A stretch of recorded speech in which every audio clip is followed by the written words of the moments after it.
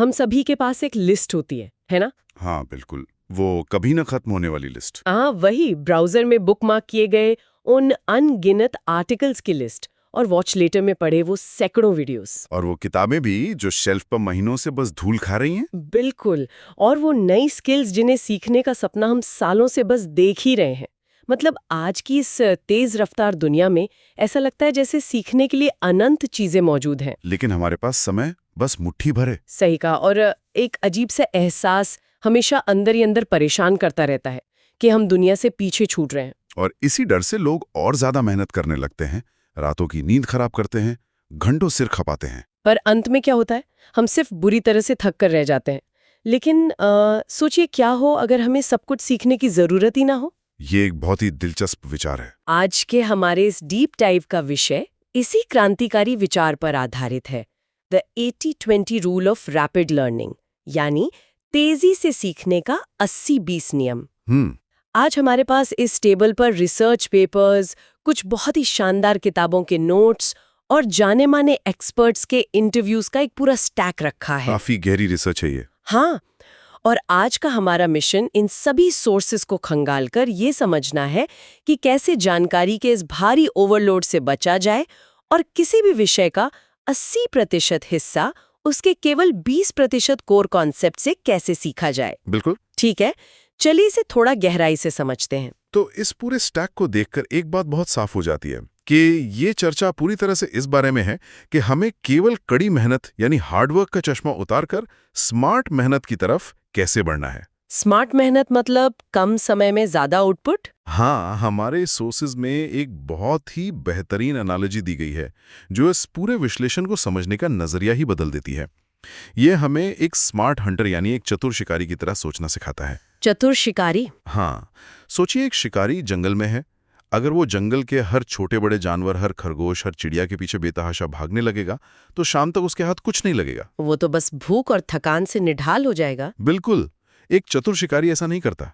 वो अपनी सारी ऊर्जा, अपना पूरा फोकस सबसे आसान और बड़े शिकार पर लगाता है। ये तो बहुत लॉजिकल है। ठीक उसी तरह है, जब हम कुछ नया सीखने की बात करते हैं तो ये ए से लेकर जेड तक सब कुछ रटने के बारे में बिल्कुल नहीं है। ये उस सबसे महत्वपूर्ण हिस्से को पहचानने की कला है जो सबसे बड़ा और सबसे तेज परिणाम देता है।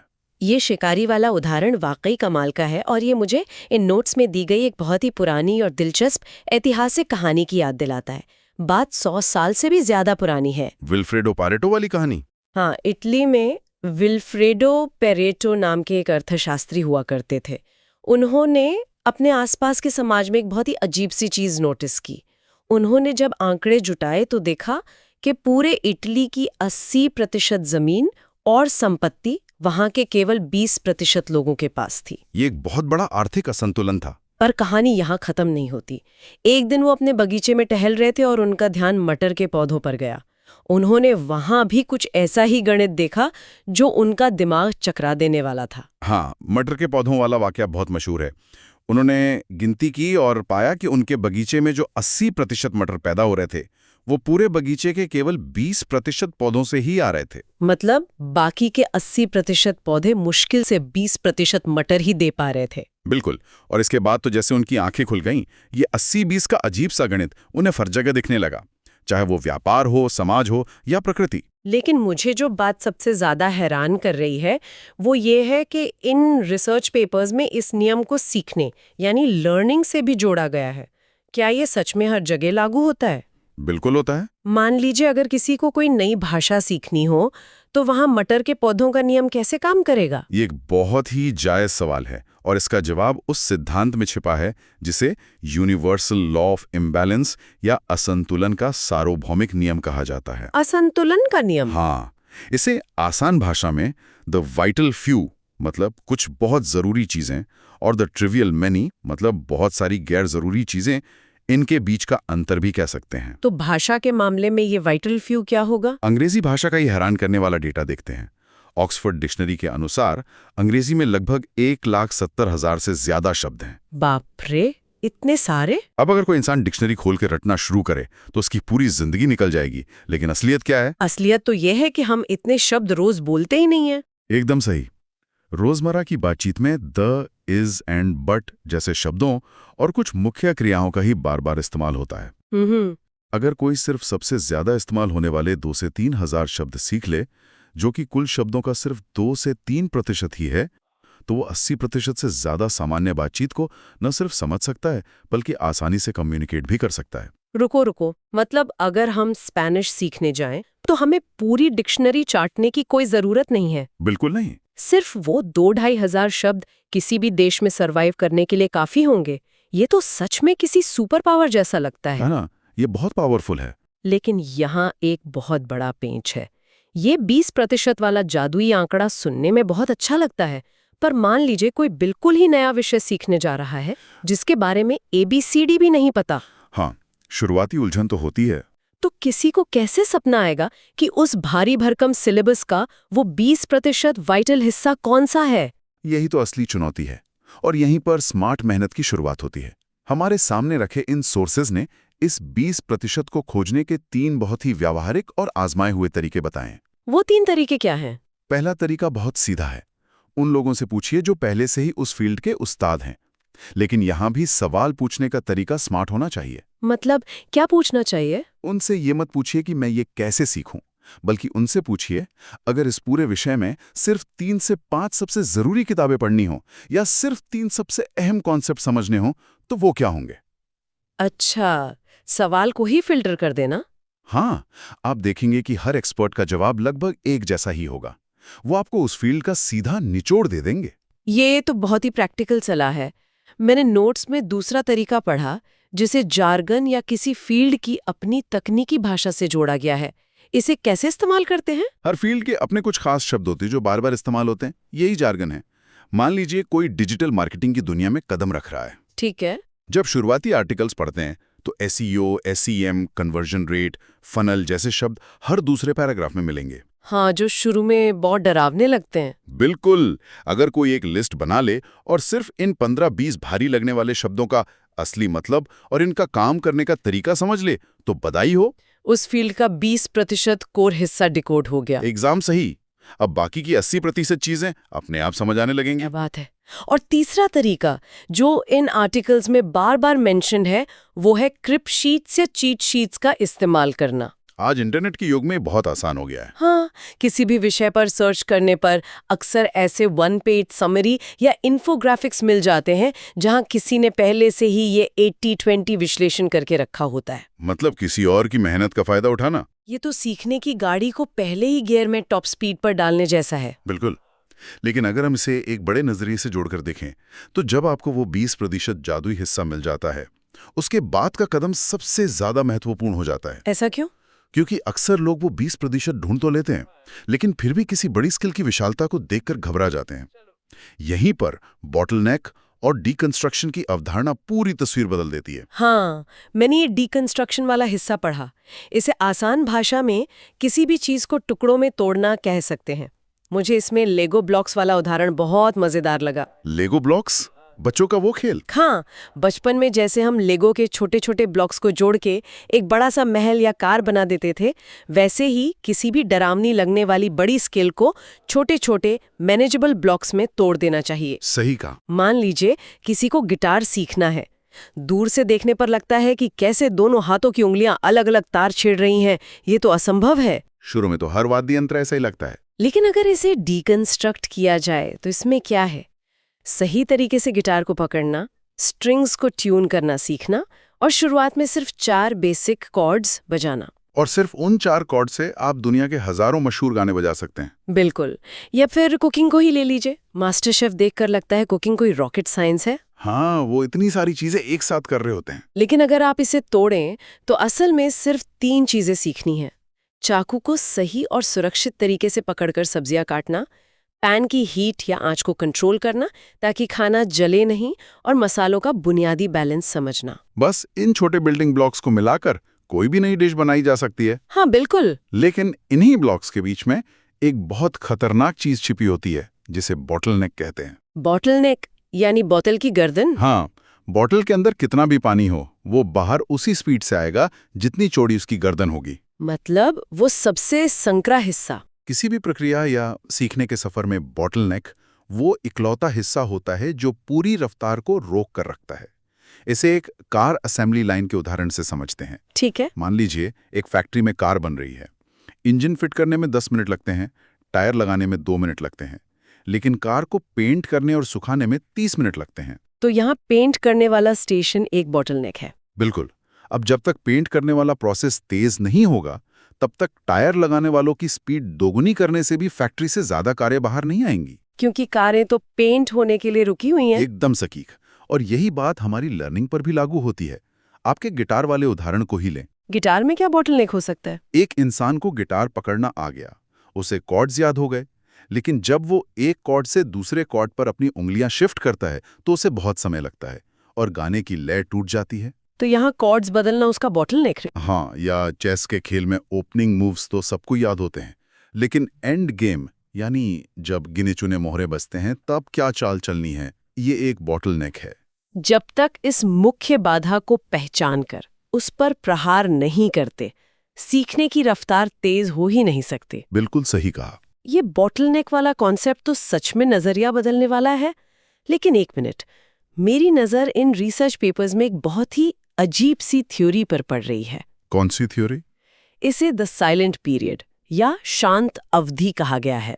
ये नाम सुनकर ऐसा लग रहा है जैसे किसी ध्यान या मेडिटेशन कैंप की बात हो रही हो। रैपिड लर्निंग के बीच में ये मौन व्रत कहाँ से आ गया? ये मौन व्रत नहीं है, लेकिन ये दिमाग की एक बहुत ही अनोखी अवस्था है। हम जब भी कुछ नया सीखते हैं तो हम पहले ही दिन से परफेक्शन की उम्मीद करने लगते हैं। हम चाहते हैं कि आज किताब खोली और कल से हम उसमें धारा प्रवाह हो जाएं। बिल्कुल, लेकिन भाषा विज्ञान और साइकोलॉजी कहती है कि द साइलेंट पीरियड सबसे ज्यादा क्रिटिकल होता है। अगर स्पेनिश या फ्रेंच जैसी नई भाषा सीखनी है तो जानकारों का मानना है कि शुरुआत के 1-2 महीने कुछ भी बोलने की कोशिश नहीं करनी चाहिए। लेकिन अगर कोई बोलने की कोशिश ही नहीं करेगा तो भाषा सीखेगा कैसे? ये तो उल्टी बात हो गई। यही तो जादू है। आपको सिर्फ स्पेनिश संगीत सुनना है, पॉडकास्ट सुनने हैं और अपनी मातृभाषा के सबटाइटल्स के साथ स्पेनिश फिल्में देखनी है। मतलब सिर्फ इनपुट लेना है। हाँ, यहाँ आप पर कुछ भी परफॉर्म करने का कोई दबाव नहीं है। आप गलतियां करने से डर नहीं रहे हैं क्योंकि आप कुछ कर ही नहीं रहे हैं। तो दिमाग आराम से सब एब्जॉर्ब कर रहा होता है। बैकग्राउंड में इंसान का दिमाग खाली नहीं बैठता।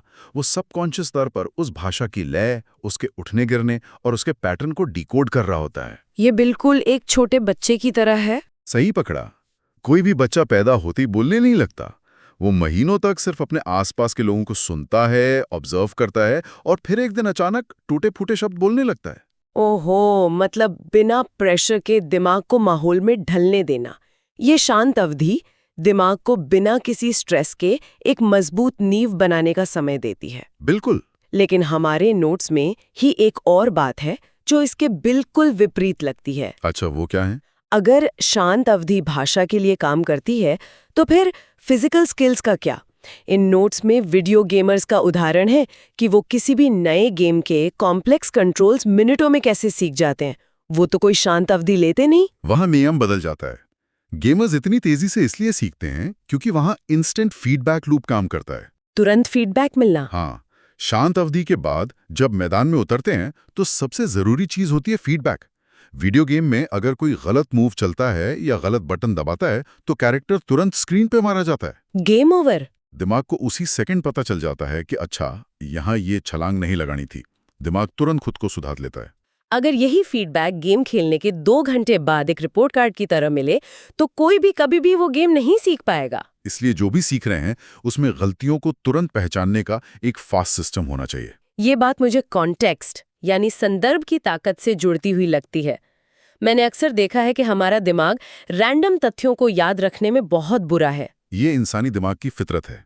जैसे अगर इतिहास की किसी किताब में सिर्फ इतना लिखा हो कि 1526 में पानीपत की पहली लड़ाई हुई थी तो अगले ही दिन मैं इसे भूल जाऊंगी। ज्यादातर लोग भूल जाते हैं। लेकिन अगर उसी बात को एक कहानी की तरह पेश किया जाए कि कैसे बाबर नाम के एक आक्रांता ने केवल 12,000 सैनिकों के दम पर इब्राहिम लोदी की 1 लाख सैनिकों वाली विशाल और खूंखार सेना को धूल चटा दी थी, तो ये एक फिल्म की तरह दिमाग में छप जाता है। हाँ, ये बहुत मजेदार है।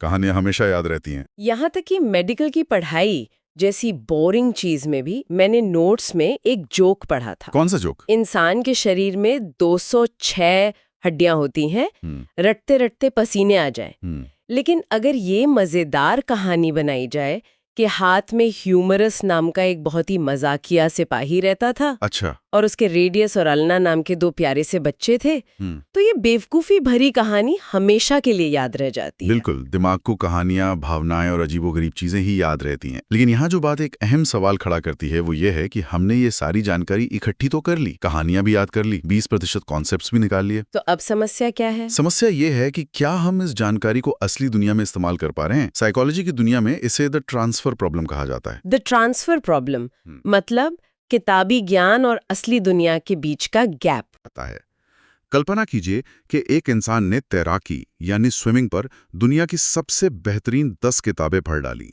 उसे तो सब पता होगा, पानी का रेजिस्टेंस, सांस लेने की तकनीक। हाँ, हाथ पैर के एंगल सब पता है, वो थ्योरी का चैंपियन है।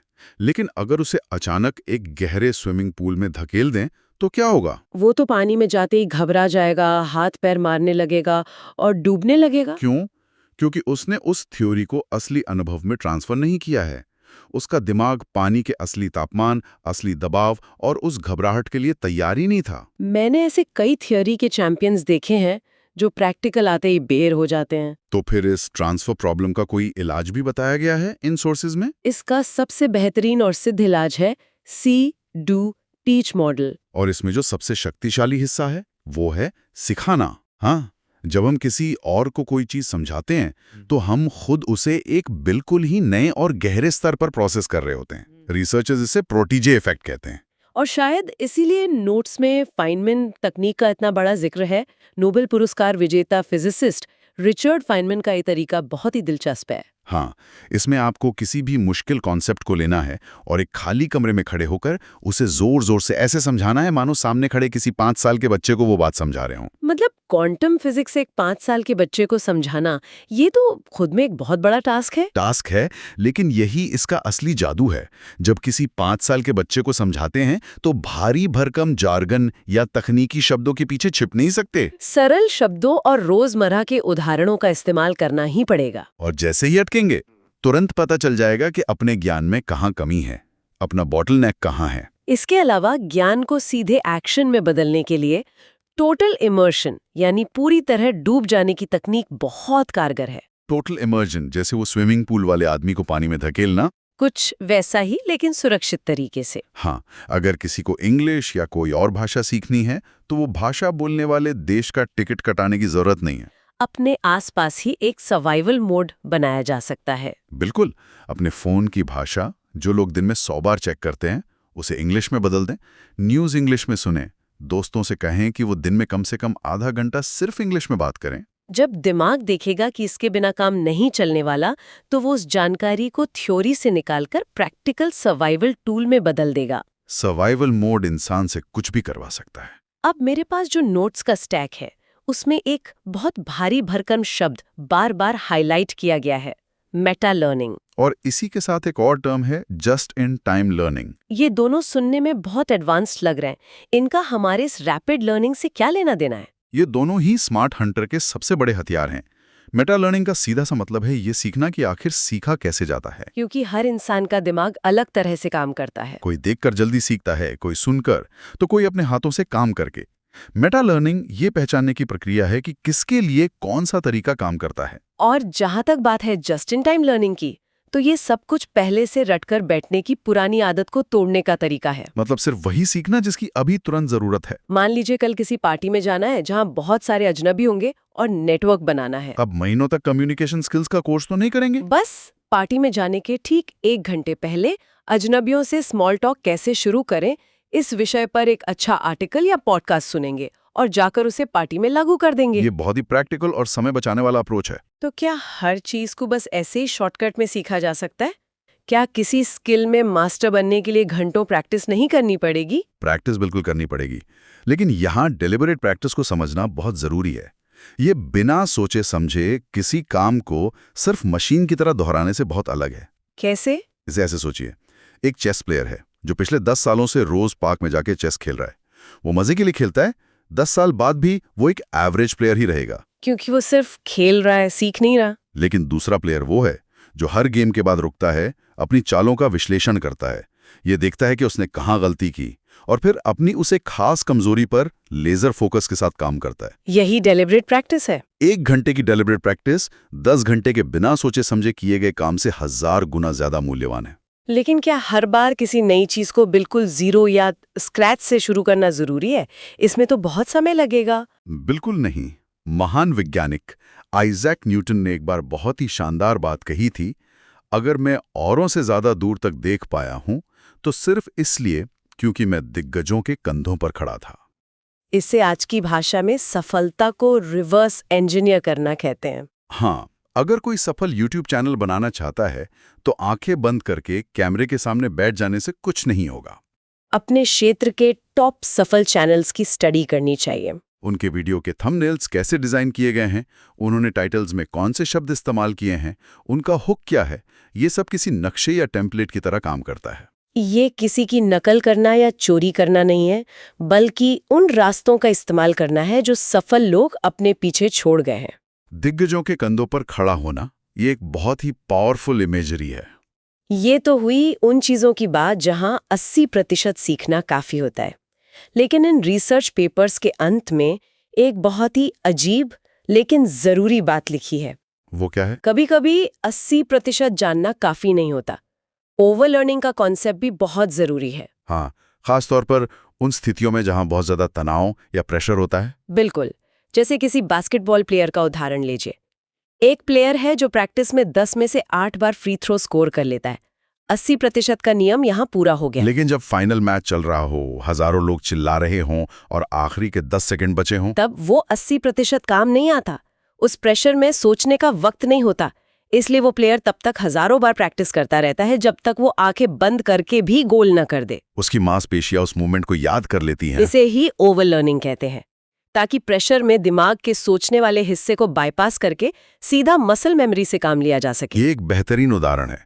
और इस पूरी कड़ी मेहनत और ओवर लर्निंग के बीच हम जिस चीज को सबसे ज्यादा नजरअंदाज करते हैं वो है हमारी नींद। नींद कोई लग्जरी नहीं है, ये हमारी लर्निंग का सेव बटन है। सेव बटन, ये उपमा तो मुझे बहुत पसंद आई। मैंने उस स्टडी के बारे में पढ़ा है। रिसर्चर्स ने पियानो सीखने वाले छात्रों के 2 ग्रुप बनाए। एक ग्रुप ने 12 घंटे लगातार बिना सोए पियानो की प्रैक्टिस की और दूसरे ग्रुप ने सिर्फ 6 घंटे प्रैक्टिस की। फिर 8 घंटे की गहरी और अच्छी नींद ली और अगले दिन फिर से 6 घंटे प्रैक्टिस की। जब टेस्ट हुआ तो रिजल्ट क्या था? अच्छी नींद लेने वाला ग्रुप लगातार 12 घंटे प्रैक्टिस करने वालों से कहीं ज्यादा बेहतर परफॉर्म कर रहा था।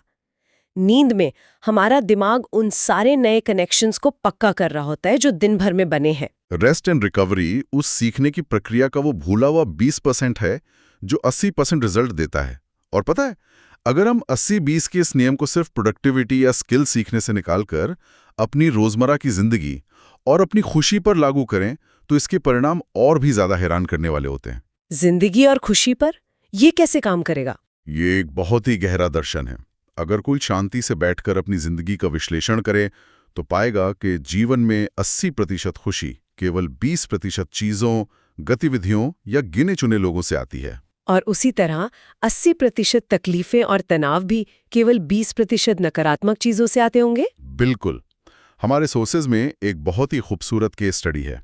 एक लड़की ने जब अपनी जिंदगी का ये 80-20 विश्लेषण किया तो उसने पाया कि उसे अपनी 80% खुशी अकेले बैठकर पेंटिंग करने और अपने पालतू कुत्ते के साथ वक्त बिताने से मिलती है। और उसका तनाव कहाँ से आ रहा था? उसका 80% तनाव ऑफिस में उसके बॉस की बेवजह आलोचना से आता था। तो फिर उसने क्या किया? उसने आइडेंटिफाई, एलिमिनेट और एम्पलीफाई मॉडल का इस्तेमाल किया। उसने पहचाना कि तनाव कहाँ से आ रहा है। उसने उस बॉस के साथ अपनी बातचीत को कम से कम कर दिया, यानी एलिमिनेट किया। और जो समय बचा उसे अपनी पेंटिंग में और ज्यादा लगा दिया, जिसे एम्पलीफाई करना कहते हैं। इस एक छोटे से बदलाव ने उसकी खुशी का स्तर कई गुना बढ़ा दिया। ये तो जीवन को देखने का और उसे सुलझाने का एक बहुत ही स्पष्ट और जादुई नजरिया है। अपनी जिंदगी के उस 20% जहर को पहचानो और उसे बाहर निकाल फेंको। लेकिन नोट्स के बिल्कुल आखिर में एक बहुत बड़ी चेतावनी भी दी गई है, जिसके बारे में बात करना बहुत जरूरी है। वो चेतावनी क्या है? सबसे महत्वपूर्ण चेतावनी ये है कि 80-20 एक टूल है, कोई धर्म या पत्थर की लकीर नहीं। हम अपनी जिंदगी को हमेशा एक मशीन की तरह ऑप्टिमाइज नहीं कर सकते। और नहीं हमें ऐसा करना चाहिए। कभी-कभी वो चीजें जो इस प्रोडक्टिविटी के नियम के हिसाब से ट्रिवियल या गैर जरूरी लग सकती हैं, जैसे किसी बच्चे के साथ बिना किसी मतलब के फर्श पर बैठकर खेलना या आसमान को निहारना, वो असल में जीवन का सबसे वाइटल पल हो सकती हैं। हमेशा सिर्फ एफिशिएंसी और स्पीड के पीछे भागना इंसान को रोबोट बना सकता है। ये जानना भी हमारी बुद्धिमत्ता है कि कब चीजों को ऑप्टिमाइज करना है और कब बस उस पल में ठहरकर उसे जीना है। क्या बात है, बहुत ही शानदार और बैलेंस करने वाली बात है। तो आज की इस पूरी चर्चा को अगर मैं समेटूं तो सबसे बड़ी सीख ये है कि सीखना कोई पैसिव काम नहीं है जहां बस बैठ गए और जानकारी अंदर आ रही है। ये एक बहुत ही एक्टिव प्रोसेस है।